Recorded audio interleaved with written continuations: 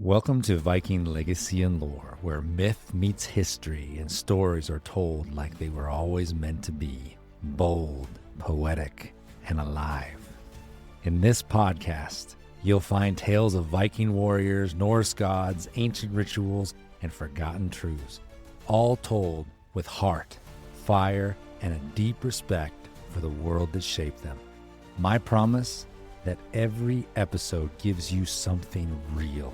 A moment of wonder, a spark of insight, or a reason to see your own story differently. Before we dive in, a quick note. We're giving away an incredible book, The Saga of the Icelanders. All you need to do to enter is send your email to vikinglegacyandlore@gmail.com.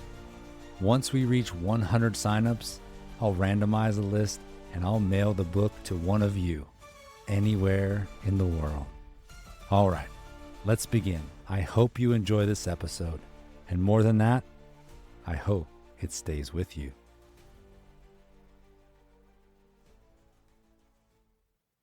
You're on the longship now. You've never heard silence like this. Not the silence of sleep, not the hush of snowfall. This is different. This is the silence before something breaks. You feel it in your chest. A dull rhythm, not your heartbeat, lower, slower, stronger. It's the oar beneath your hands churning cold black water into foam. You are one of 50, not a face among many, a limb on a beast. The longship moves like a creature alive. Its belly flexes with every pull. The timbers creak with the voice of their own whispering of death and the weight of what's coming. Your hands are raw. Where the wood bites, your thighs tremble. But you don't stop. No one does. The rhythm must hold because the ship must glide.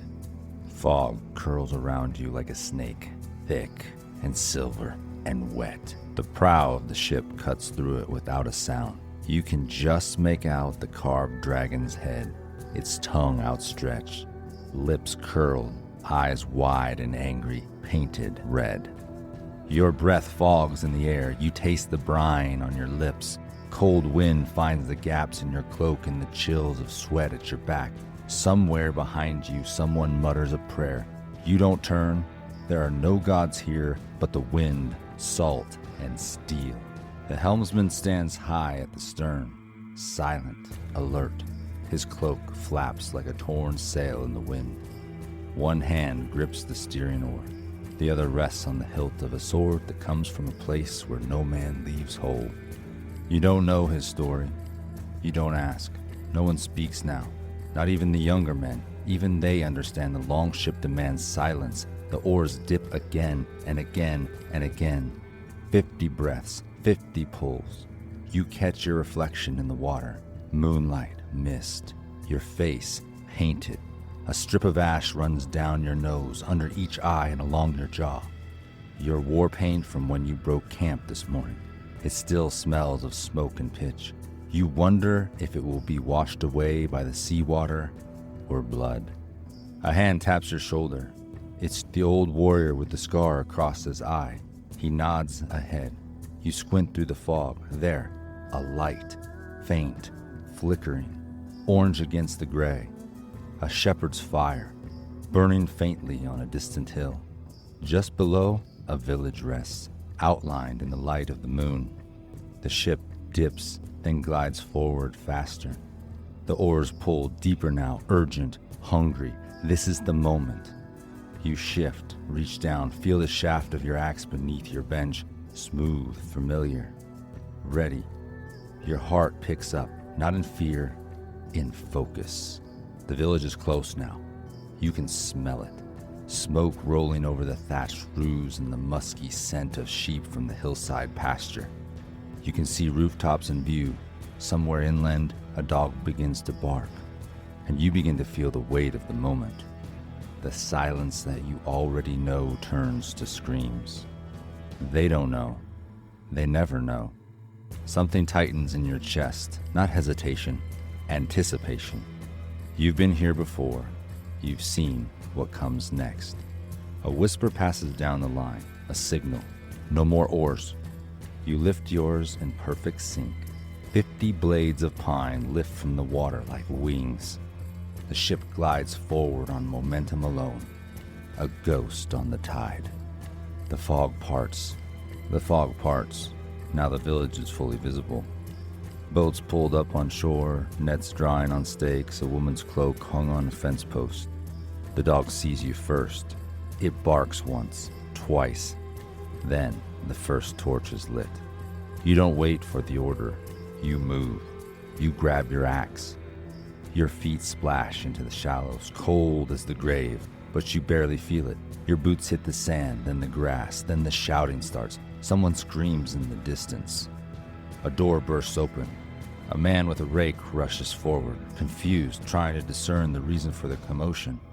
Before he can draw the correct conclusion, the first sword silences him. More screams. The whole village is awake. Torches and bodies begin to appear from thresholds and emerge on footpaths. They are not the only ones moving.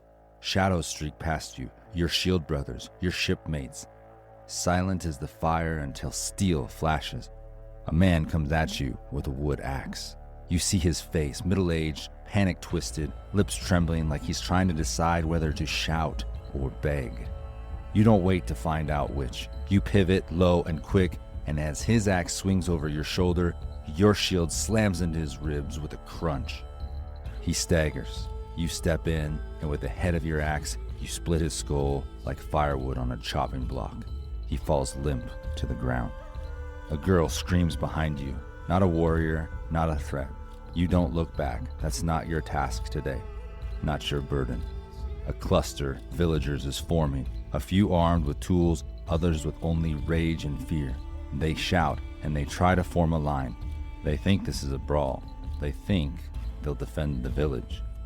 They've never met Viking shields, steel, or determination.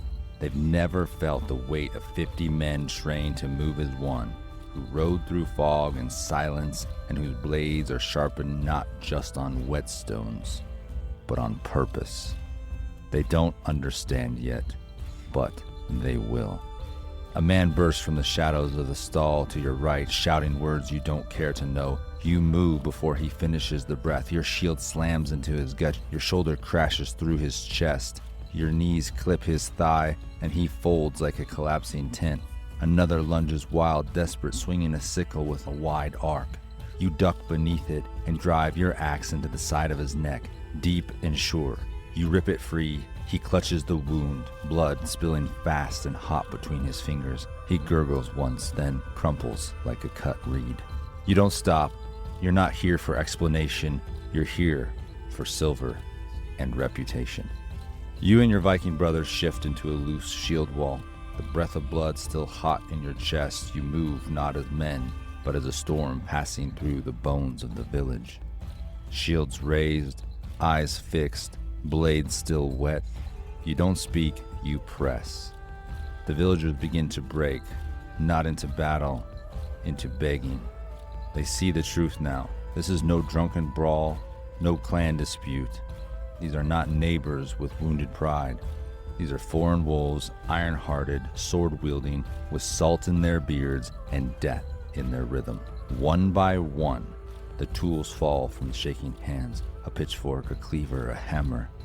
The women weep as they rush to the men do not comfort them. They are already waiting for the gods or for the silence. The threat is neutralized, but nothing is calm. A voice cuts through the moment, not loud, but firm. A companion of the helmsman steps forward, broad shoulders, eyes like steel. He points to the longhouse. The villagers are ordered inside. One by one, they obey. No protests, no pleading, just the shuffling of obedience. Sheep with wolves at their backs. The door closes with a dull thud. A Viking is posted there, silent, heavy, unmoving. Then the real work begins. You move through the village like fire, licking up a dry field. No door is sacred, no threshold untouched.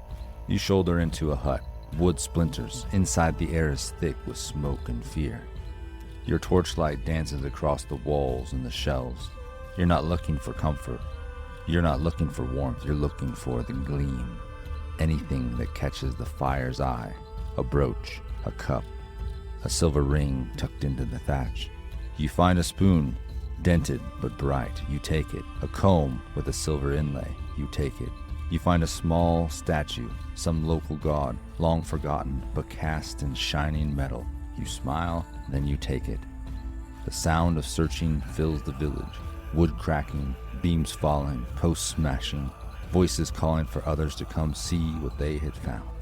Size doesn't matter, only weight, only shine. It may be melted down into a coin, into a ring, into your future. And then, as quickly as it began, it's over. You return to the ship with full hands and quiet steps. No one celebrates, no one needs to. The village still smolders behind you. The sea is waiting. No one will catch you. No one ever does. You'll vanish into the mist like a myth, because that's what the longship does. It arrives before the sun and leaves before the scream fades. You cast one last glance at the village. No screams now, no fight left. You wonder if they'll tell stories of dragons that came from the sea or a monster in painted mail. You wonder if a year from now, their children will still wake at night with the memory of your face. You do not wonder long. The ship is calling, and so is the next shore. You step into the surf, boots soaked through, silver clinking at your side. The longship waits, still and black as a serpent resting in the shallows. Its prow curves skyward, dragon-mouthed and snarling, wood soaked deep with brine and blood. The hull breathes beneath your hand as you grip the edge of the hull and haul yourself aboard. You take your place, hand to the oar. The order is given, and you row. The oar bites into the cold, salt water with a deep, rhythmic schlunk. Then again and again, 50 men, one beast. The longship glides, not like a boat, but like something alive. It does not fight the water. It reads it, anticipates it. Each stroke folds the sea behind you like pages turning in a book no monk could ever write. The wind catches in the square sail, striped red and black, and the mast creaks like a groaning god. You round a rocky bend. The village disappears, smoke swallowed by distance and sea fall. The water turns rough as you leave the inlet. Out here in the open throat of the ocean, the longship bucks. Each wave lifts you like a hand and slams you down with bone-rattling weight. The salt stings your face. The spray hits like needles. Your stomach rolls. You swallow it down. Your palms are blistered. The skin breaks. You bleed on the wood, but no one stops. You pass the mouth of a river, black as ink, but you don't turn in. The helmsman points farther down the coast. Another settlement. A wealthier one, maybe. No one speaks. You only row. The ship beneath you was built with purpose. Pines soaked in pitch, pegged and lashed. Light enough to carry, sharp enough to pierce. Its bones flex but never break. It was made for speed, for silence, for sudden arrival. It is not just a vessel, it's a weapon. And you're sitting in its ribs, part of it now. You feel it, how it cuts the water, how it dances just above the surface like a ghost skimming a grave. Somewhere ahead, another fire waits to be lit, and somewhere behind, the stories begin. The longship was not born in a battlefield. It was born in the trees, in the stillness of the pine forest where the wind whispered in the branches and woodcutters sang low songs of the sea. Norse shipwrights laid down the bones of what would become the most feared vessel of the medieval world. It began with a single log, a trunk chosen not for size but for truth. The grain had to flow clean and straight, like a spine of a man who would never bow. From that, the keel was carved, the backbone of the beast. Around it, planks were fashioned in overlapping layers like the scales of a dragon. The Vikings called it clinker-built, and the technique made the hull light, strong, and flexible. And then came the ribs, bent wood steamed into shape with care and curse words. The iron nails driven with precision, the woolen sail fitted and dyed, stitched from sheep shorn in spring and spun during the endless dark winter. Every part mattered, because the longship was not a decoration, It was destiny. The Norse had a problem. Their lands were rugged, fractured by fjords and rivers, stitched together by snow and stone. Travel by land was slow and dangerous, inefficient. But the sea was open. The sea was wild. The sea could carry you anywhere if you had the courage to tame it. Long before their enemies built castles, the Norse built ships. And not just any ships. Their longships, unlike anything the world had seen. Slender and strong, capable of gliding over rivers and roaring across oceans. They could sail in waters just 3 feet deep. They needed no port. They were the port. Other ships waited for calm harbors. The longship thrived in chaos. In 793, the monks of Lindisfarne heard a sound they could not name. It was not hoofbeats, not war horns, not the clatter of armored knights. It was oars, 50 of them, hitting the surf in rhythm, then boots on the wet sand. The longship had arrived. It would not be the last. By the end of the 9th century, Viking ships had touched the coasts of England, Ireland, France, Spain, Italy, Byzantium, the rivers of Rus, the shores of Iceland, Greenland, and Vinland, which we call North America. Think about that. Long before compasses, before navigational charts, before lighthouses or marine engines, the Vikings rode open seas in open-decked ships with no maps, just stars, wind, and memory. They had succeeded not because they had more men, not because they had better steel, but because they had something most armies didn't. Mobility, surprise, and a ship that turned time and tide into weapons. The genius of the longship lay in its construction. It was fast, capable of 10 to 12 knots under sail, or more with oars. It was silent.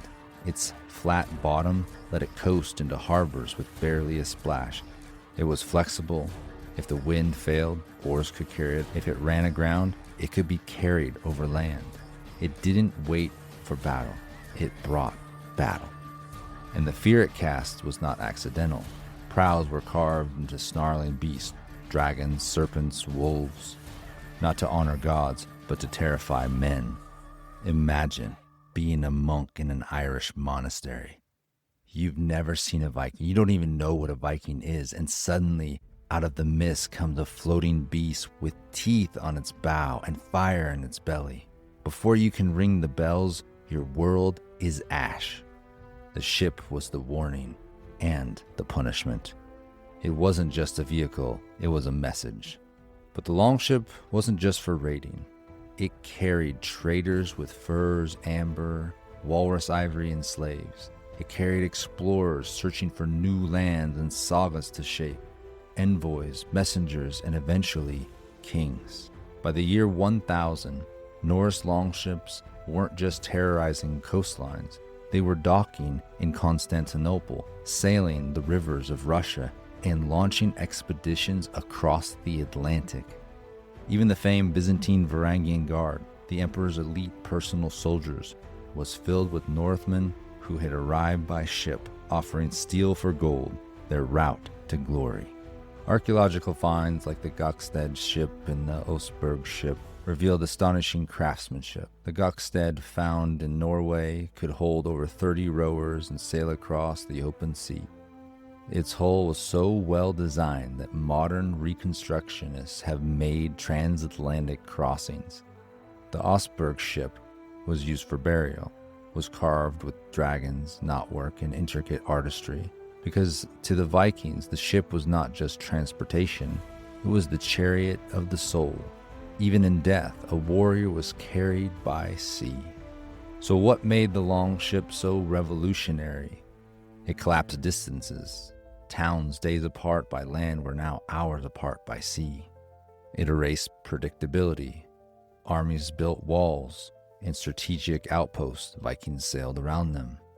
It inverted the power structure. Wealthy coastal cities were suddenly vulnerable to farmers with sails and fury.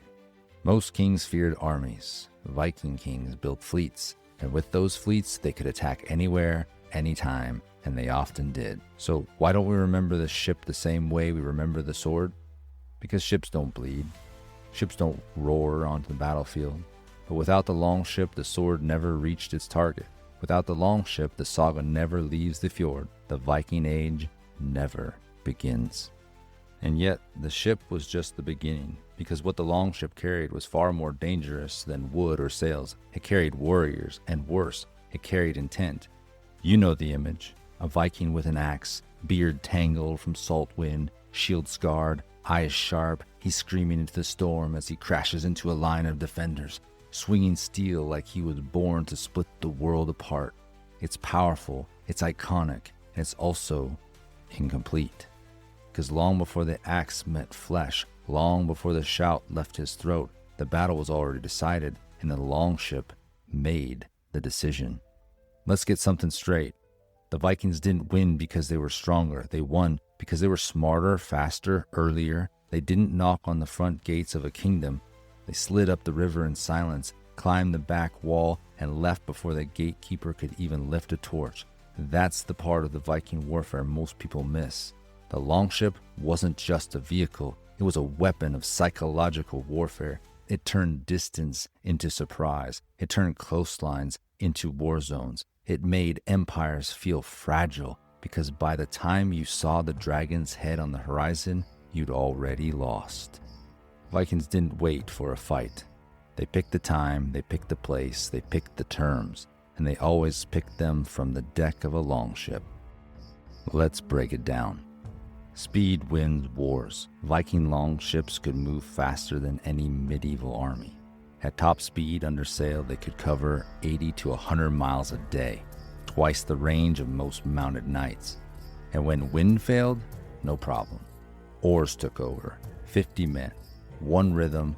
Water became roads, rivers became highways. They could strike a monastery at dawn, load the ship with silver, and be gone before midday.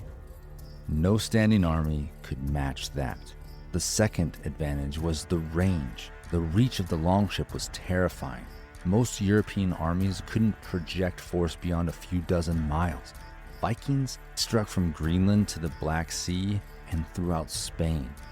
They settled Normandy and France. They traded in Baghdad, and they stormed Constantinople. They touched North America 500 years before Columbus.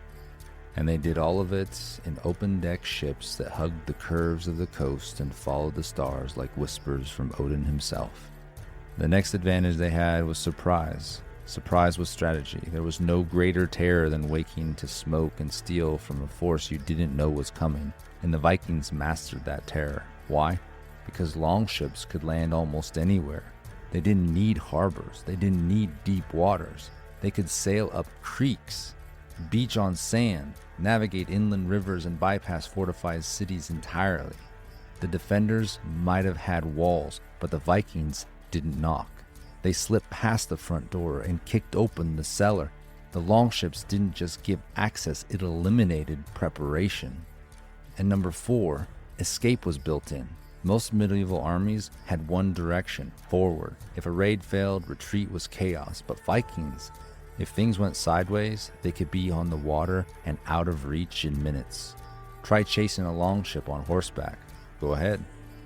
Even if you managed to find the coast before they vanished, you'd find nothing but footprints, ash, and an empty tide. The longship made every Viking a ghost with a blade. And the 5th thing the Vikings had was reputation, and reputation was a weapon. Eventually, they didn't even need to fight. Just the sight of a longship's prow was enough to send villagers running, monks praying, and kings scrambling to pay. Just the sight of a longship's prow was enough to send villagers running, monks praying, and kings scrambling to pay tribute money. Because when the dragon came, silver had to flow. The fear of the ship preceded the ship. And when you make your enemy surrender before the sword is drawn, you've already won. So, what was the real weapon of the Viking Age? Not the axe, not the berserker. It was tactical mobility. It was preemptive dominance. It was the longship, a ship that let you choose your war and leave before it became one. It's easy to admire the Vikings for their brute force, but their genius. What made them legends was subtle, strategic. They didn't invent war. They reinvented how it arrived. They didn't have better armor. They had better options. They didn't outfight every enemy. They outthought them. Because in the end, the sword may win the duel, but the longship wins the war. The oar moves with your body now. Not like an object, but an extension of your spine, your breath, your purpose. The blisters are raw, but you don't care. Pain is just proof that you're still part of the crew, that you're still alive. Salt stings your face. It cakes your hair. Your knuckles ache from hours of grip. The longship rises and falls like the chest of some sleeping sea beast beneath you. Sometimes it slaps the waves like a thunderclap. Other times it glides across the water like a feather riding a gust of wind. The sky is bruised purple with morning light. Gulls circle ahead, their cries harsh and distant but familiar. You feel a chill in your bones, soaked into your wool and your skin, but there's no fire like the one in your belly, the fire of return, of survival. Behind you, smoke, ash, a raid finish, silver urn, blood spilled. Ahead, the open sea, and beyond it, home. The waves begin to calm as the coastline fades behind you. The rhythm of the ship steadies. You glance to your left and see your shield brothers' silent faces blank with exhaustion or thought. Others chew dried fish or stare forward, fixed on something far beyond the horizon. The helmsman stands like a carved god at the stern, one hand on the great steering oar, his cloak whipping in the wind, his eyes never blink. He knows these waters, like a raven knows the sky. Every rock, every turn of the current. You trust him more than you trust your own heartbeat. There's something sacred about this ship. Not just the way it moves, but the way it listens. As if it knows its role, as if it carries not just men, but fate. You think of the builders, of the pine trees felled in the deep forest, the sap still sweet when the planks were shaped. You think of the iron nails, the tar-stained hands, the calloused palms that smoothed its ribs and carved its dragon head prow. You think of every man who died so this ship could live. And here you are inside of it, pulled forward by it. You feel every shift in the water through the hull, like nerves through a bone. You feel the creak of tension in its frame, the way it flexes with the sea and never against it. You know that no Roman galley, no Saxon merchant tub could move like this, could strike and vanish like this, could become wind and wave like this. You close your eyes, let the wind batter your cheeks, let your thoughts drift, the creaking wood, the slap of water, the low murmur of men, the occasional curse, the smell of salt, pitch, and blood. This is the sound of coming home. The coastline changes. You recognize the cliffs now, dark stone rising like old teeth from the water. A narrow inlet opens like a mouth and the helmsman nods. The sail is lowered, the oars return to rhythm. You row with a strange energy, worn but driven, the kind of strength that comes from knowing that the end is near. Then, there it is, the docks. Wooden piers stretched out like fingers into the gray sea. A few small fires burn along the shore. People gather. Figures wave from the cliff path. The smell of smoke and fish and cold earth rushes over you like a flood. And just like that, the ship slows. The prow noses gently against the dock, a muffled thud. The sound of ropes, of boots on wet wood, of crew exhaling all at once. You stand, knees stiff, shoulders sore, hands trembling. You step onto the dock, and the ground feels strange, solid, still, unmoving. The opposite of the world you've lived in for the last few days. And yet, it welcomes you. The other are already unloading the silver, the loot, the tools. Laughter begins to return, slaps on the back, nods from those who watched from the shore. But you turn back, just for a moment. You look at the ship, the longship that bore you to the battle, to the fire, and to your destiny.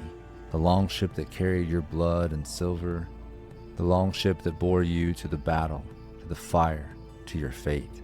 The longship that carried your blood and silver and story back again. you feel a swell of reverence, of gratitude, of awe. And it's not just wood and sail. It's not just iron and nails. It's memory, motion, magic. It's a blade with 50 hearts behind it, and you were one of them. Tomorrow, it will rest, but not for long, because the sea is never quiet for long, and neither are Vikings. The ship only moves when everyone rows. Yes, the helmsman steers. Yes, the sails catch the wind. But in the moments that matter most, when storms rise, when tides shift, when wind dies, the oars matter. The people matter. The ship is nothing without the crew. You want to build something lasting? You want to carry your dream to foreign shores? Then learn what the Vikings mastered. Discipline, design, direction. The longship is a perfect metaphor for legacy, for leadership, for life itself. Discipline wins when fury fails. People think that the Vikings were wild, and some were, but the longship didn't run on rage, it ran on rhythm. Each man had to row in time. One offbeat stroke and the whole ship turned. Discipline was survival. And isn't that still true? When life gets choppy, when the wind changes and nothing's working, what keeps moving you? Habit, discipline, the rhythm you trained for. Fury fades, discipline doesn't. We can also learn of design. Design becomes destiny. The longship didn't just happen. Every curve of the calculated, every gap in the planks, lapped, sealed, weathered, tested. Even the dragon head at the prow, it wasn't decoration, it was psychology. It was meant to strike fear into those who saw it before they even saw the men disembark. Look at your life, your business, your family, your faith. Are you designing for strength or improvising your way towards burnout? Because here's the hard truth. If you don't design your ship, the sea will decide your course. The Vikings and their ship had speed. But speed is useless without direction. The longship was fast, unmatched, untouchable, but still needed a course. Speed without aim is just chaos in motion. And how many of us live that way? We sprint, we hustle, we grind. But to where? The Viking captains studied stars, read currents, watched birds. They listened before they launched. They knew where they were going. Do you? Or are you just rowing harder in circles? And the longship didn't vanish with the Vikings. Its spirit lives on, places you wouldn't expect. From warships to startups, from trade routes to teams, today's titans still ride its wake. The last Viking longship was carved over 1,000 years ago, but if you think they vanished, you're not looking close enough. Because the spirit of the longship, the strategy behind its design, the principles beneath its power, it still moves among us. In war, in business, in how we lead, in how we win, the longship never left. It just changed shape. The military today echoes this in its fast, flexible, fearless ships. The U.S. Navy calls it literal combat, ships designed for coastal waters, rapid strike, shallow shores. Sound familiar? They didn't reinvent the concept, they just rediscovered what the Vikings knew all along. Speed beats size, flexibility beats firepower, surprise is worth more than armor. Special ops teams today train for the exact kinds of insert and banish raids the Vikings perfected. They use fast boats, shallow landings, night vision instead of mist, but the tactics, pure longship. In business, we see it in startups. Startups are like longships, not castles. Think about it. Big corporations, like castles. Tall walls, heavy bureaucracy, hard to move. Startups, they're like longships, lean, fast, built by small crews, rowing in rhythm. They don't wait for perfect conditions. They launch into the unknown and adjust on the water. And just like a longship, a startup only survives if the crew trusts each other, rows together, and adapts fast. If they don't, they sink. In any team culture, we can learn a ton from the Vikings. The Viking shield wall worked because each warrior protected the man next to him. A longship worked for the same reason. No lone heroes, no passengers. Everyone rowed, everyone mattered. Modern leaders talk about alignment, collaboration, buy-in. The Vikings had no slideshows. They had oars and a creed: row together or die alone. If your team doesn't feel like a crew, your mission will never reach the shore. We see the Viking influence in globalization. The Vikings didn't just raid, they traded. Glass from the east, silk from Byzantium, Arabic coins in Swedish soil, Norse goods in Constantinople. They laid the first threads of global commerce. Today, the same shipping lanes, Denmark to the English Channel, Russia's rivers to the Black Sea, still carry goods. The Vikings' routes became global roads. Their ships became the first great network. Before Silk Roads, there were salt roads. Before shipping lanes, there were longships. Now, you are the longship. Maybe you're not at war, but you're crossing something, a transition, a launch, a storm, a dream. And the question isn't whether you're strong enough. The question is, have you built your vessel? Do you know where you're headed? Do you have the right crew? Do you move with rhythm? Because the tides of this world don't care how hard you paddle. They care how you steer. You are the longship. What you build, where you go, how you arrive, that's up to you. And here's the lesson. Build your life like a longship. Lean, sharp, purposeful, made for more than surviving, made for reaching. Don't wait for a calm sea. Move with rhythm. Choose your crew well. And when the moment comes, arrive like the tide, swift, sure, unstoppable. Because by the time the world sees you coming, it should already be too late.